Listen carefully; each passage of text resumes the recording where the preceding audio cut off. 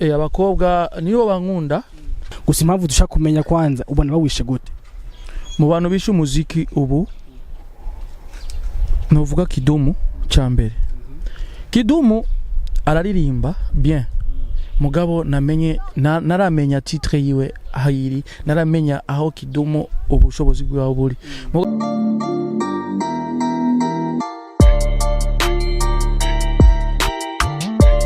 Hey, inakuaje wa double J flavor inakuaje? I guess you're doing good. I guess you're so fine. Call me big on the mic. www.blacktv.com Instagram, Twitter, Facebook. Nico Kimurwanande kumwe n'umuririmbyi w'umurundi. Mse mumenyereye cyane ari kumwe n'inkumi nziza mu video ameze neza cyane. Indimbo ziryoshe cyane. Ni Bienv Freema mtakuriano. Gitara cyabamutse.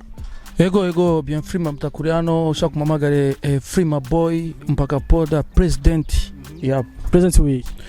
Nije wa karere Chibitoki yose mtakura yose bo nukuvuga n'umwami na muririmbyi yosohoka hajya yako umwami wone mu Chibitoki guso sigigo cyo se president namaze kuduza umuziki barabizi ko nubu nofa ari umuririmbyi ava hano yafuye ego Freema urasohoye indirimbo titre y'indirimbo ubwayo n'indirimbo indani urikora wayimachingana inainama. Ok, merci. Ico kibazo cyabaye kinini cyane muri industry. Bo donc umaze kumva inainama ni kuvuga inama. Ego, inainama ni Kiswahili cyo muri novuga muri abakenya. Abakenya bakunda kuvuga inama bakayivuga inainama. Ugiye Mombasa no cyo bimenya no cyo menya icyo Kiswahili mugabo kumbure utaratembera no menya ivyo nagomba kuririmba akisha gusa n'indirimbo y'inzina rya Diamond featuring Falipupa. Okay, Diamond ndiko ndaza titre yatanze ku ndirimbo urakora titre sha gusa ni wawe kandi cyakabiri naco signification y'indirimbo ya titre d'abord bona bice kumwe n'indirimbo cyangwa dusigure kwa d'abord signification nababwiye titre ni inama bo inainama Nenje inama sasa. Okay, donc ijya ndirimbo naririmbiye abahungu benshi. Rakonda ari umuhungu kumbure ushaka kuba apanza ahantu agasanga umukobwa aje ko ari inyukura akamakura aba bakobwa nyene bimisi basigafise ibintu byo kudufyeri kuntu kwerekana abahungu nyene ibintu birebire cyane. Bo ijya ndirimbo bo donc je kubwi wanje naririmbiye umwigeme urukundo inainama amabwate nyene abahungu bitambira yego ibintu nk'ibyo inainama mu kirundi ciza tukivyo gusigura isiguriye inainama mu kirundi ciza no kuvuga bo inama ego inama y'ikiro cyabona unama bo donc je ndagita inama unama urumva nico kimwe unama ego great je ngo kuri titre gusa gato mbwa tuje ku ndirimbo bwayo indimeze fresh congratulations ko novuga habaye aka changement cyabo cyabari hano bavuze bati byahindutse peut-être bivaye na management yo bari mu nshasha cyo bari tenya canke ivyo bari impamvu yuko ubwo tije nahinduye muri 2020 nuko rukundi 2020 abaririmbyi bagenzi biwanje ni bakore bashiremo ingufu kuko 2020 ivyo ngamije gukora ni binini cyane no kuvuga ubu unyi twatangure na n'ukwezi kwa kabiri iyi ndirimbo shasha ya Sosejo inyuma ya mezi abiri ndabaha ikindi gishashe inyuma amezi abiri ikindi gishashe inyuma amezi abiri ikindi gishashe baruhe kandi si jewe na mastock ya audio dufise na ma video ego kandi zimeze neza ama collab bashaka twarayabise azokwegera abafansi ariko muri emission yo kwa je nawe wambwiye yuko ugiye gusohora indirimbo vuba cyane ariko ivyo nabonye yarafashe igihe kirekire ubwo nivyo babisubira kandi kuba nk'ubunye kunyene bibaye bijya twari na management kuko ujya mwanya narindiye gusohora iyindi ndirimbo nyuma ya Mautamu nariko ndashootinga ama video nari mu bikoko rero ndavuga ati reka ndayashootinge 2020 dutangure n'ibikorwa bishasha bo benshi barimvye birukana gusora muri December ngo basora indirimbo nyinshi bakibagira yuko janvier dutanguye umwaka ko bazosubira gushaka ikindi gikorwa gishasha rero jewe naciye mvuga ati na management yanje tuvuga ati reka dutangurane na janvier niyo twace dutangura rero na inainama après inama haje izindi ndirimbo kandi nyinshi cyane yego. Indirimbo irakozwe na management yawe nkuko uko bivuga, wavuhura ukunda kuvuga uti ko manager wawe nkuru yari ofasi, ubu nawe ofasi nimo kiri kumwe, mwapfuye iki? Wahinduye management cyangwa byagenze gute? Farsi yari management yanje kera, niwe yahagarikira ibikorwa by'anje, ahubwo Farsi n'umugenzi ni inshuti, namba ndi muri management ndimo ni kubwa Farsi, niwe ya kuko atakoze video bo, niwe yambrashije yavuga ati yari mu bintu byinshi, mariage jewe iki, aca mblasha kuri yo management avuga ati reka tuguhe mufashe Freema boy, ndasinya nabo. Farsi yashize ingufu nyinshi kuri jewe yego. Ngamaze kuvyumva Farsi yasize ingufu nyinshi kuri wewe gushika aho ugeze, ubwo niba twakumenye cyane vyeka ama video wowe yarakudugije nawe uramuduza uko twabibona mwari kumwe muri kumwe kenshi kinini. Indirimbo irasohotse nivyo, ariko izindi ndimbo tusanzwe tuzi amakola batandukanye, iyi ndimbo uje yonyene gusa, kandi maze kumva indimbo zitandukanye ziwawe z'amakola kuza zozo zitaje ukadunga. Natangiye kwanza kubahereza ico gishasha cyanje bamenye ko Freema boy ari mu bikorwa, kandi nagoma mbwire abantu benshi batamenyereye. Aro nabonye comment y'umuntu ya comment avuga ati indirimbo ya Bienv Freema izigarukamo inama. Izo nizo ndirimbo zigezweho. Nagoma mbwira abaririmbyi bacu bakurikirana izi ndirimbo za East Africa, bakurikirana umuziki ugeze. Diamond arimbye babalao, Simba babalao, none yakora agwanura iki? Bo urumva tugenda n'umwanya, rondera hit song iraza yonyene. Uso indirimbo abantu bashaka umudundo, bagashaka n'ikintu. Umwana indirimbo n'umwana yisubiramo, umwana ukaririmba indirimbo ugasanga umwana yisubiramo, iyo iyo ndirimbo yiwawe ni hit.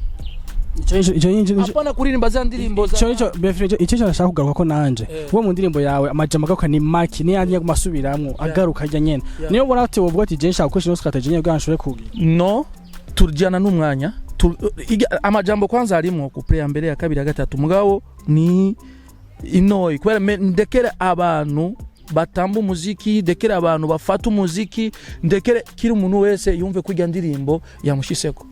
Ndavye mu comment yiga ndirimbo yasohose inama, abantu bose abaririmvyi ba Belix bande benshi cyane, benshi abarimvyi benshi bakomenseko.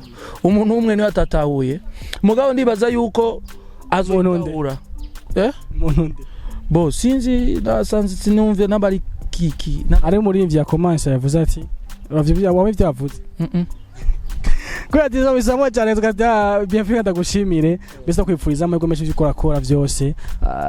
Ingira ko ndakoza kaja mu gusa kamwe ko nyine gusa ico Bienv Freema imubwiye beef iwanje nibikogwa jewe ubu ndiko ndagira beef n'abajya badukuriye mukogwa Sadbi na Fizzo. Sikuvuga ngo ni beef ngo yugutukana, no nibikogwa no twereke ko dushoboye. Je shaka naje ngira ikintu bavuga ati kumbe ugwaruka gwasaze ego wo kubaza ati nko kubwira ati umuntu yishe umuziki w'u Burundi abatwiciye umuziki ntibajya badukuriye inkande badukuriye bose ugashita akarorero naba legend bacu ego chakumenya ukiwavuga tabisha muzina abajendi bacu abajendi nabo tuzi ni KIDUM ni Fizzo na Sadbi kubona ko biri kose nawe nyine afise hana amaze gushika gusa impamvu dushaka kumenya kwanza ubona bawishe gute mu bantu bishe umuziki ubu novuga KIDUM cyambere. KIDUM araririmba bien mugabo namenye naramenya titre yiwe ahiri, naramenya aho KIDUM ubushobozi bwawe buri mugasanga ari arahiganwa n'abana. Je birambabaza sana kugasanga wishura abana nkabajya urumva. Rero bijya bintu tureke beef zo kwishurana nabajya, dukore beef z'amahe ego dukore nk'ibikorwa abafanzi babona ati ego mwakoze kabisa ico niyo twovuga ati bakora teza umuziki imbere. Mavuga ugashira umuziki wawe usora indirimbo yiwawe ugashaka gusa ko umaze usonde indirimbo yiwawe ukatusa kuvuga gutuka abantu ugira iki, no bijya babireke tugwiza ibikorwa ego. nka uwo umuntu aje kurondera uga mugane collab hasabwe iki sa kugira ngo ahije umuntu kukurondera uga mugiye collab hasabwe iki usaba iki ubu jewe umuntu andonde dukore collab si ibintu birebire ego ndaraba talent yiwe ngaraba nico ayo twomarirana kumbe namba ari umuntu agitanguye urabo ashaka ko tuduzanya hari ibintu bica bisabwa ngaho uburyo kandi akariya studio video promotion dukora urumva iyo bintu ni bitatu studio video promotion ama jewe dukora uko biri kose kandi media yose tugendanamo media tour great akajambo kamuvuga ushikiza fans wa bese na fans umuziki ndani mu rusange ndashimiye cyambere kwanza Black TV cha kabiri abafans b'umuziki ndundi ndabashimiye uko muko murabibona kuri Freema boy mugwa mubwira ati ari changement kuri jewe vraiment merci ndashimiye abantu bose bagize comment zishika nka 100 combien ku ndirimbo yejo gusa benshi mwavuze neza kandi ajya umbwiye umaye inguvu ubunumye gukora nisambura nababwiye sindabatevya ukwezi kwa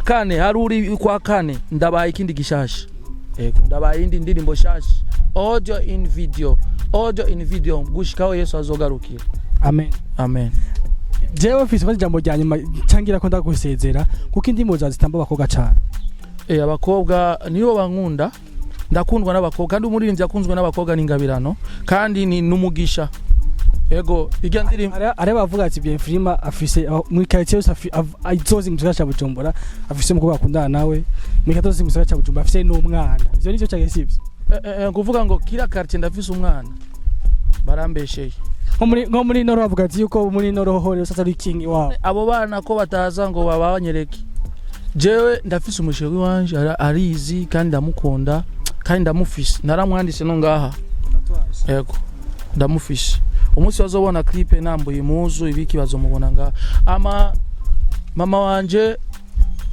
papa wanje bene wacu ndabakunda ko nabo baransupport bafasha byinshi kuri jewe bakama intege kandi nakora cyane ego merci beaucoup ego thank you guys nakunda cyane bandemga subscribe na like na comment yari Melissa kuri camera big on the mic right here www.blacktv.com Instagram, Facebook nico kimwe thanks a lot.